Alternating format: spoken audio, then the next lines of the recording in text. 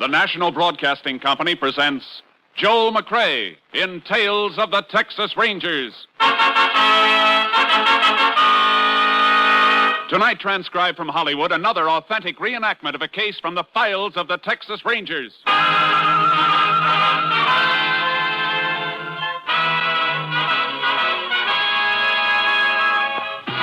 Tales of the Texas Rangers, starring Joel McCrea as Ranger Jace Pearson.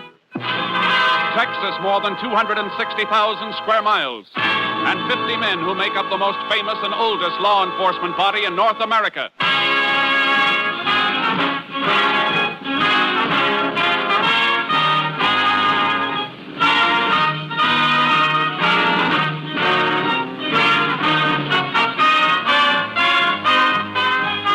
Now, from the files of the Texas Rangers come these stories based on fact. Only names, dates, and places are fictitious for obvious reasons. The events themselves are a matter of record.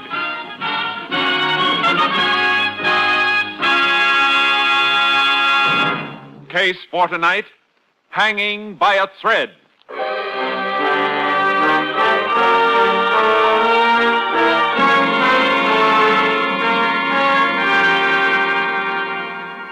At 9:15 on the morning of May 5th, 1947, the telephone rang in the sheriff's office in the little town of Finney, Texas. Sheriff Hanson answered it. Sheriff's office, Hanson speaking. Sheriff, this is George Hawks. How are you, George? What can I do for you? Nothing now. Nobody can. How's that? I just called to tell you I'm going to kill myself. What did you say? You heard me. It'll take you 20 minutes to get out to my place. By that time, I'll be dead. Now, wait a minute, George. What?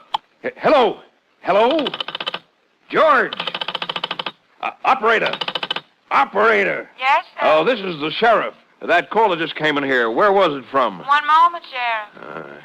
If this is someone's idea of a practical Hello, joke... Sheriff. Yes? That call was placed from 317 out on Gum Creek Road, the residence of Mr. George Hawks.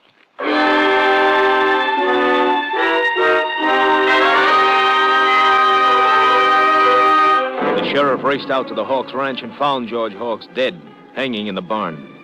Then he made another discovery which prompted him to put in a call to the Texas Rangers. Ranger Jace Pearson was assigned to the case and drove to the Hawks ranch to meet Sheriff Hanson.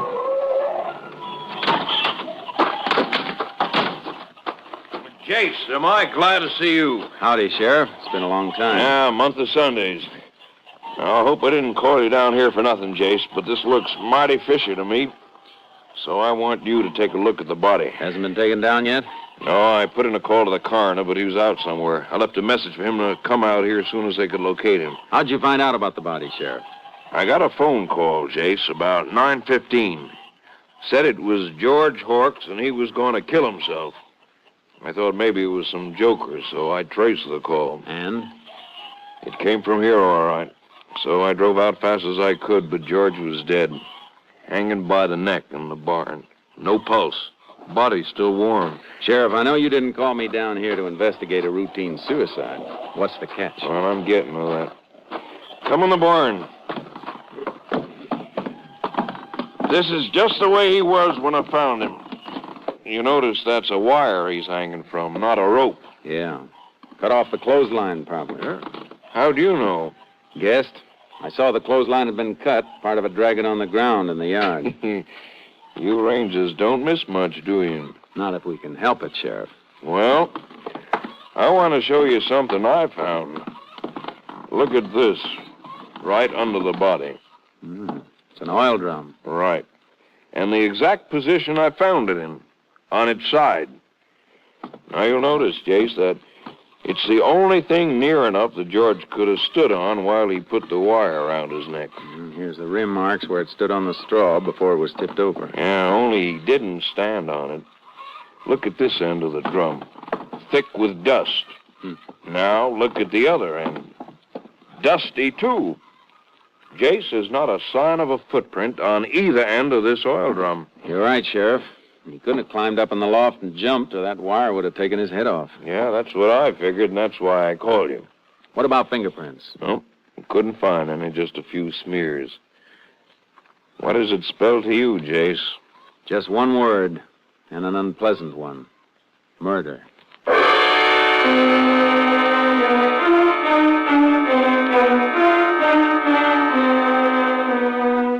I got my camera out of the car and took pictures of the body. And we took down the broken clothesline and nosed around for more evidence. The sheriff went up to look over the house while I combed the barn.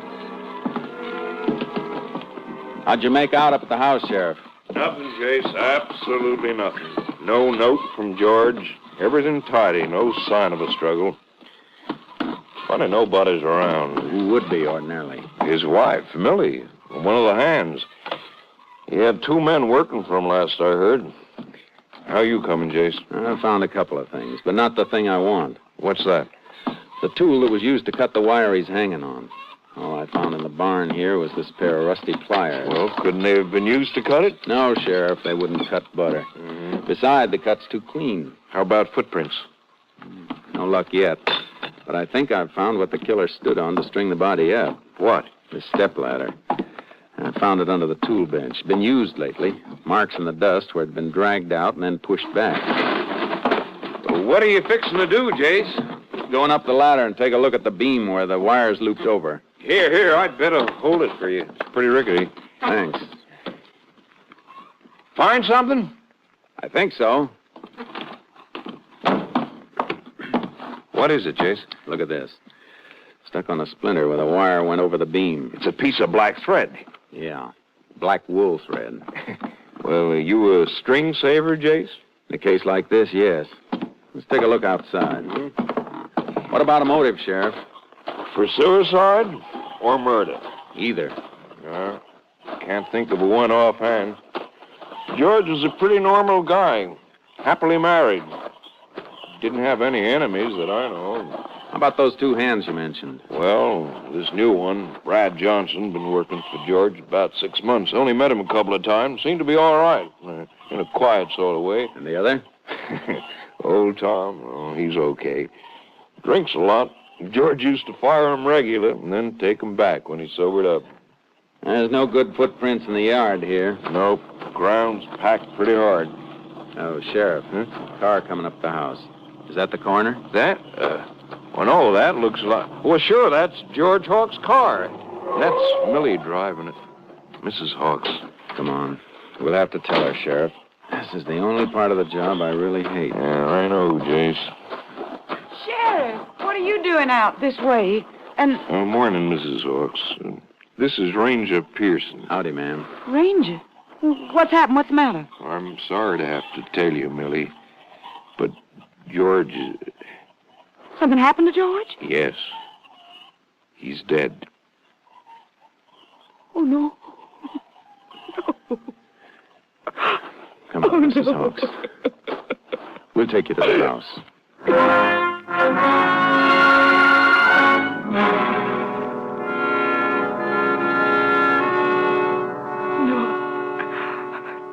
I can't believe he'd do it.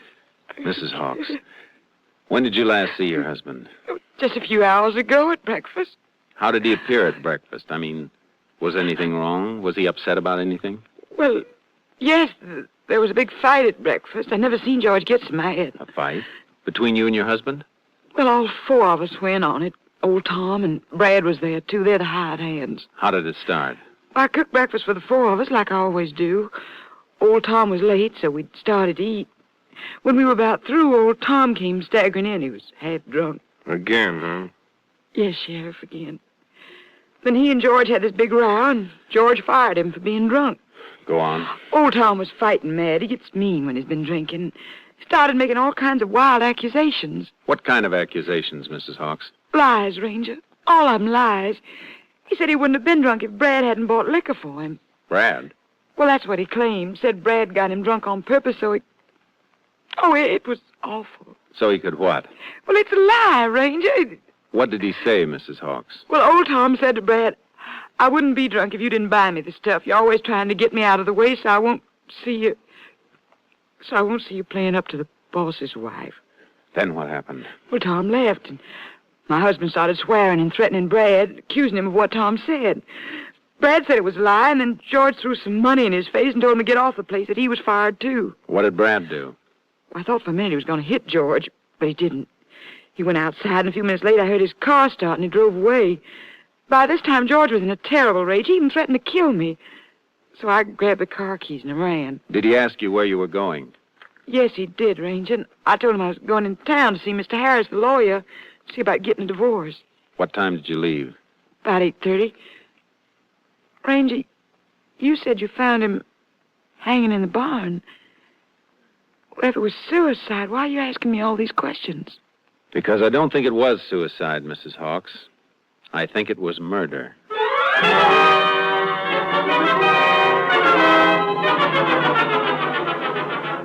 After the coroner and the doctor arrived, the sheriff borrowed a horse from the corral. I got charcoal out of the trailer, and we headed for Tom's shack up in the hills.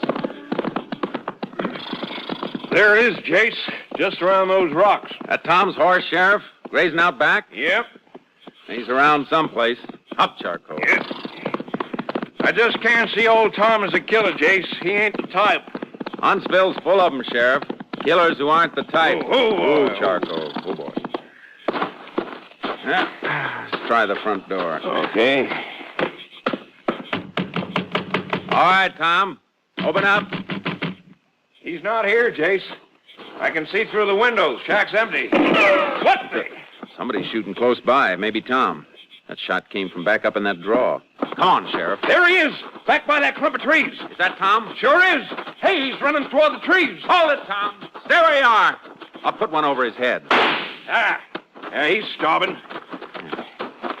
See what he's wearing, Jace? Yeah. Black sweater. What's all the commotion? All right, Tom. Throw down that rifle. Sure, Ranger. But, what for? Why didn't you stop when I told you to? Well, to tell the truth, Ranger, I didn't hear you. I'm kind of deaf. I heard you shot, though. Yeah, that's right, Jace. He's hard of hearing. What's that, Sheriff? Oh, never mind. Why'd you shoot at us, Tom? Shooting you? Why, I never did no such thing. What were you doing then? Ain't no law against a man killing himself a rabbit for supper. All right. Get his rifle, Sheriff. Let's go. Huh? Where to? To your shack first. We're going to have a long talk about George Hawks.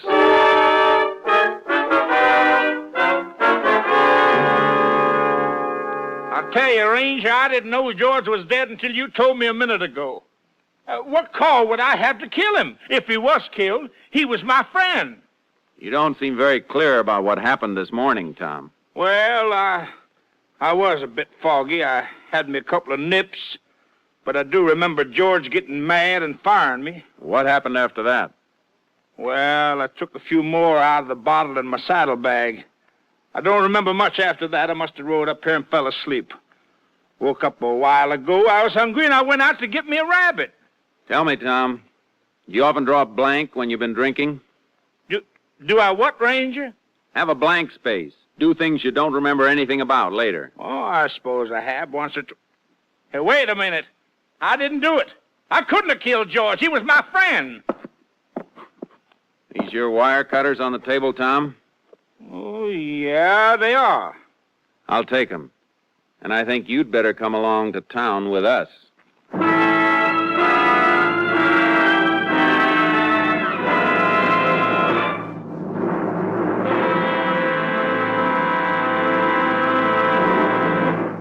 You are listening to Tales of the Texas Rangers, starring Joel McCrea as Ranger Jace Pearson at our new Sunday time. We hope that our many friends who have listened to us at the earlier hour will continue to be with us each Sunday. And for those of you who are hearing our program for the first time, we extend a warm and cordial welcome and invite you to be with us each Sunday from now on. And now we continue with tonight's case, Hanging by a Thread, an authentic story from the files of the Texas Rangers.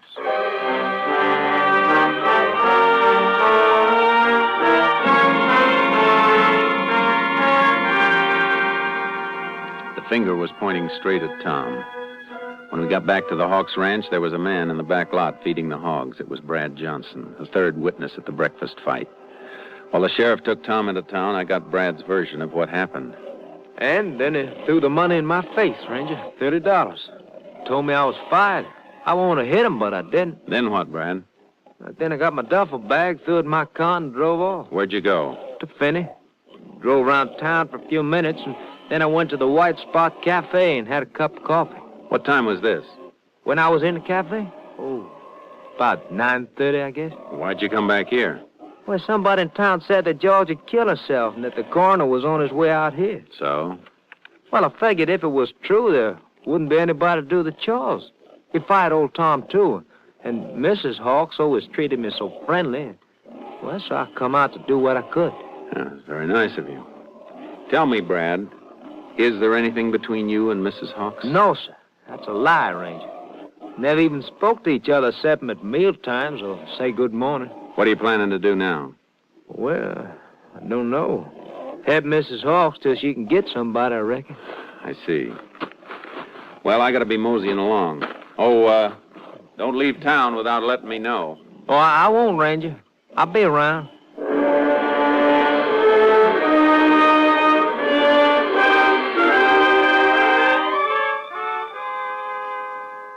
I got the evidence off to Austin and then went to the White Spot Cafe.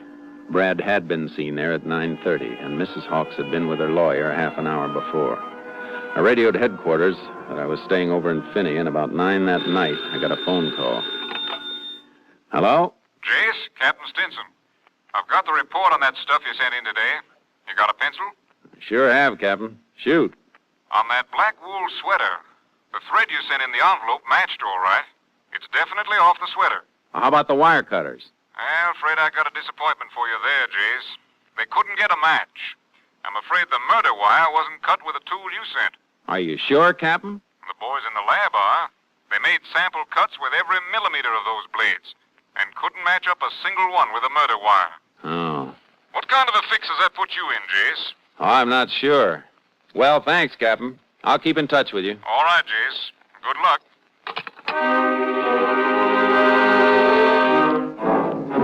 I was going to need more than luck. Things were really getting tangled up. It was about 4 a.m. when I finally dozed off trying to dope it out. Then at 8:30, I met the sheriff in his office. Well, you look like you've been through the ringer, Jace. Hotel bed's too hard for you? No, but I didn't get much sleep trying to figure this Hawks thing out. Looks like we'll have to let old Tom go, Sheriff. Why? What's up? My lab says Tom's cutters didn't cut that wire. They didn't? No. Of course, old Tom could have used other cutters, but in his stupor, I doubt if he'd be that clever. Well, I hate to complicate things more than they are, Jace. What do you mean? Coroner called a little while ago. He's sending his report over with one of my deputies. Should have been here by now. His verdict is suicide. Suicide? Oh, that doesn't make sense. Well, apparently does to him. We'll know when the report gets here. Yeah. George Hawks, deceased. Climbed up a stepladder, put a wire around his neck, and then placed the ladder neatly under a workbench 12 feet away. My dusty oil drum snoring things up, Jason. Considerable. Morning, Sheriff. Howdy, Ranger. Hi. Morning, Joe. Did you get it? Yep. I had to wait while the coroner signed it. Here it is. Yeah, thanks, Joe. Anything more I can do, Sheriff? No, not right now. Well, I'll go get me some breakfast then. Let's see. No marks of violence on the victim's body. Autopsy disclosed no brain injury. Death probably caused by strangulation. Coroner's conclusion, suicide. Signed G. Parker, coroner. There it is, Jace. Couldn't be. Now, here's something from the doctor. I examined the body at 11:30 a.m. It is my opinion the death occurred approximately 3 hours previously. Hey, wait a minute, Sheriff. Well, what is it? That'd make it about 8:30 when George died. What time did you say he called you? At 9:15. Great suffering. Sheriff, are you sure it was George who called? Well, now that you mention it, I'm not sure. Said he was George. Could it have been somebody else? Yeah, I suppose so. Beginning to piece together, Sheriff. Whoever it was could have killed George, then called you and tried to sound like him. To establish an alibi. Exactly. And then pop up someplace else a few minutes later. Like the White Spot Cafe. I'll call you later. Where are you going, Jace? Back to the Hawks Ranch.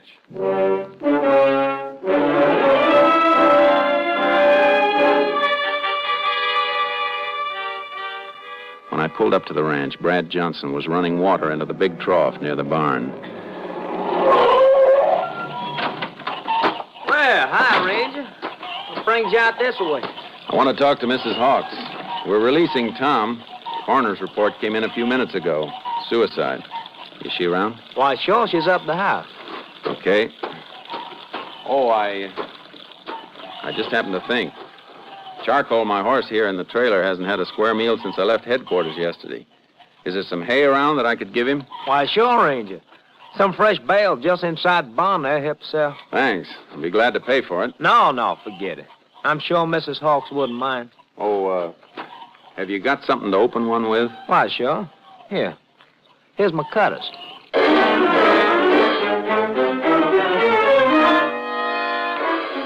I took the cutters into the barn and made some cuts on a wire sample.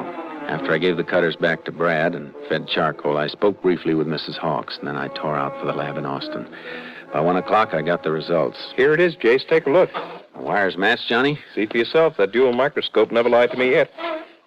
The left one's the murder wire. The one on the right is one of the samples you brought in. That's it. Well, look at those striations. It's a perfect match. Thanks, Johnny. Take care of this stuff. Got to get back to Finney pronto. Oh, will you do me a favor? Sure, Jace. Call the sheriff at Finney. Tell him I'm on my way and I got something hot. I'll be there in 2 hours.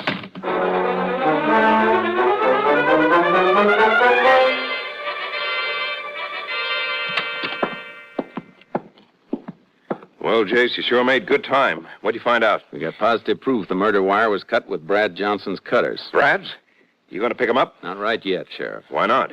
We only know that Brad's cutters were used. We don't know he used them. We got to be sure. What are your plans, Jace? I've been thinking. Those stories that Mrs. Hawks and Brad told me, they were alike, all right. Too much alike. What do you mean? A couple of times they used the exact phrases. Mm-hmm. What about Tom and the black thread? We'll keep an eye on him, but I think he's clean. He could have caught his sleeve on that beam doing anything, pitching hay or anything. Yeah, he could have.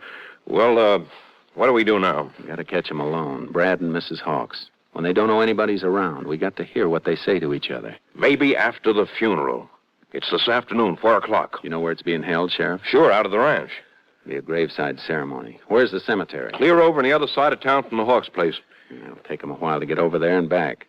Sheriff, while they're at the cemetery, you and I are going to the ranch and fix up a little surprise.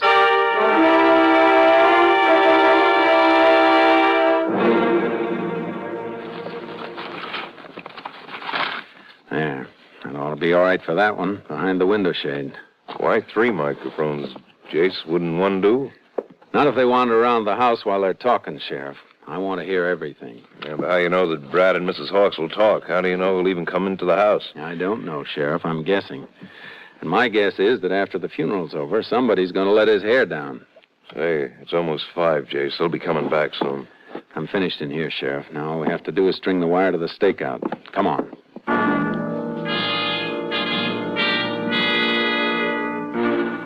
We'd hidden my car in a lane down the road and set up our equipment at a clump of trees close to the house. 3 neighbors' cars drove up, then Brad's. We watched him as he fed the stock. About sundown, the last of the guests left the house.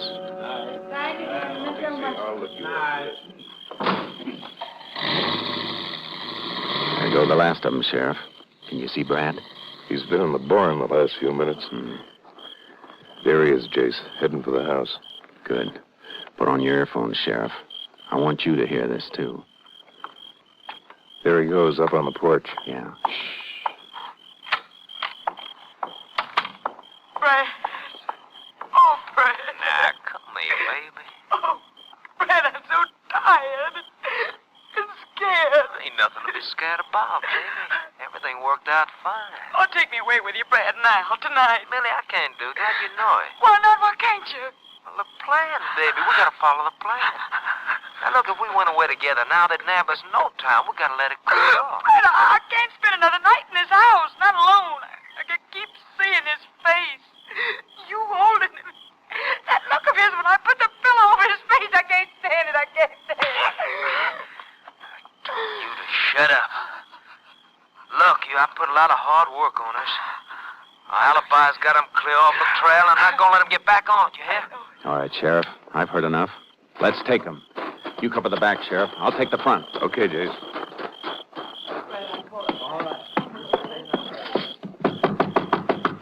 All right, in there. Open up. Ranger Pearson, open up. What do you want? You know what I want, Brad Johnson. Well, he's not here. I know different. Okay, Sheriff, let's search the house. All right, Jace. I don't know what this is all about. You'll find out. He's Not in the kitchen, Jace. All right, Sheriff, work this way. Ranger, what's the meaning of this? He's not in the back of the house, Jace. Maybe he's... What was that? He was upstairs, Sheriff. Sounds like he jumped from up there. Come on. Don't see him. He didn't run for his car. Couldn't have gone far. Maybe he hit for the highway. What's that? Chickens in the barn. Something scared him, and I think I know what. Come on. If we play this right, we've got him trapped. I know you're in there, Brad. Come on out. All right. Dark as pitch in there, Jace. Turn on your flashlight, Sheriff. Take the other side. I'll look behind those things. Okay.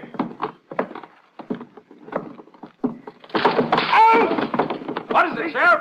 Pitchfork. Threw it from the loft. He hit me. You hurt bad? Don't think so.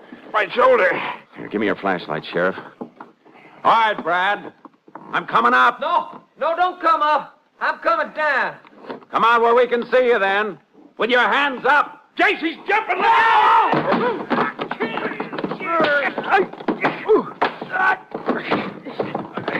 Jace, you all right? Yeah, he fell on his back, hit his head when I hit him. Is he dead? No, Sheriff, he's not dead. But I can't say he won't be, though, when the state gets through with him.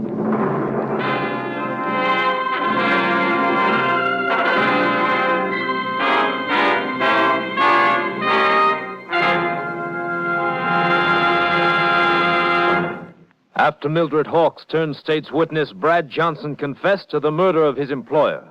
For her part in the crime, Mildred Hawks received a sentence of 50 years in a women's prison at Huntsville. Johnson's sentence, death in the electric chair.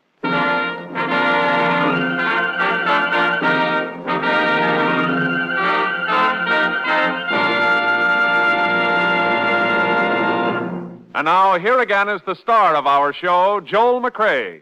While most of the mail that comes to us here at Tales of the Texas Rangers is written by grown-ups, the youngsters have their questions, too. Tonight, I'd like to read you a postcard from a boy in Newark, New Jersey. It says, Dear Mr. McCrea, I am 9 years old. Me and my friend Tony was talking about being Texas Rangers when we grow up. How do you go about getting that job? Your friend, Tommy Cook. Well, Tommy, a lot of people have asked us that same question recently, and I guess maybe it's high time for us to tell them. First, a ranger has to serve at least 10 years as an outstanding police officer. Then he may compete with others for the job. If he's selected, he works under the wing of a ranger captain for at least 6 months, and then he's put out in the field with other seasoned rangers for a year and a half. By this time, he is, or he isn't, a true Texas Ranger. And Tommy, your card's being sent to Colonel Homer Garrison, Jr., Chief of the Texas Rangers. Good luck. Good night. Next week, Joel McCrea in another authentic reenactment of a case from the files of the Texas Rangers.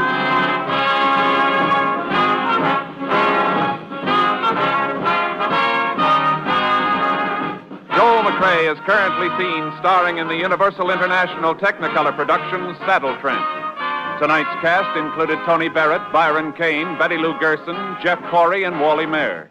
This story was transcribed and adapted by Andrew McBroom, and the program was produced and directed by Stacy Keach. This is Hal Gibney speaking.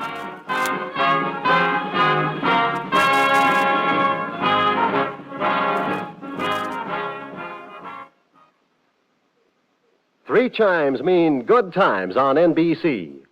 Tuesday nights are bright with comedy on NBC. Start off the evening with Baby Snooks. Hear Fibber McGee and Molly of 79 Wistful Vista. Listen as Art Linkletter proves that people are funny and laugh with Bob Hope and his gang. It's truly fine entertainment every Tuesday night. So be sure to listen for Baby Snooks, Fibber McGee and Molly, People Are Funny, and Bob Hope.